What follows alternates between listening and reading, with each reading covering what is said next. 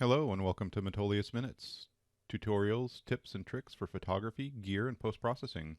Today we're going to do a quick highlight of the importance of color correction in images.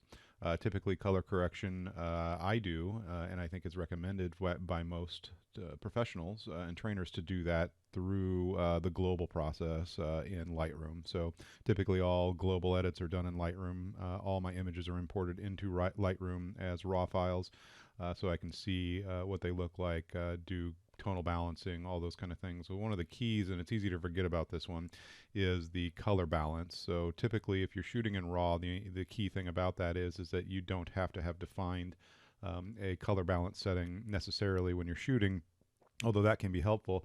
But you have complete control over that in the raw file after you've processed or brought your image into Lightroom. So a good example of that here, and just quickly to show the importance of the difference it makes, is this image of my friend sitting next to a fire on a ski backpacking trip we went on. And you can see it's very blue. And that typically happens. You get blues and grays when you take it and try to do photography, especially at lower light conditions as this was when the sun was down on snow, areas and things like that. This also, I think, happens in, where there's reflecting like sand and things.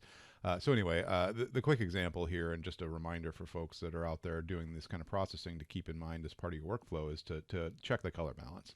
So the quick example and dramatic one is just if I go ahead and move it from as shot to an automatic, you can really see what happens. It's a pretty immediate and obvious change where the tone, the temp and the tint was changed.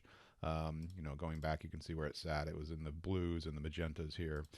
Moving it to auto, it brings it back over to yellows and greens to balance it. And this is more what I saw. This is really a lot closer to what the image actually looked like.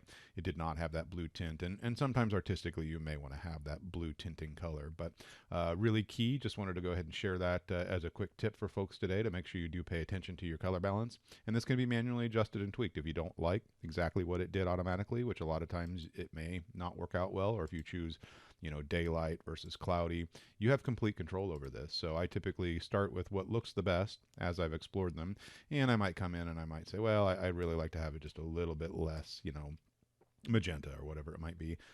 So hopefully you find this as a useful tip for your processing, and stay tuned for more Metolius Minutes in the near future. Thank you.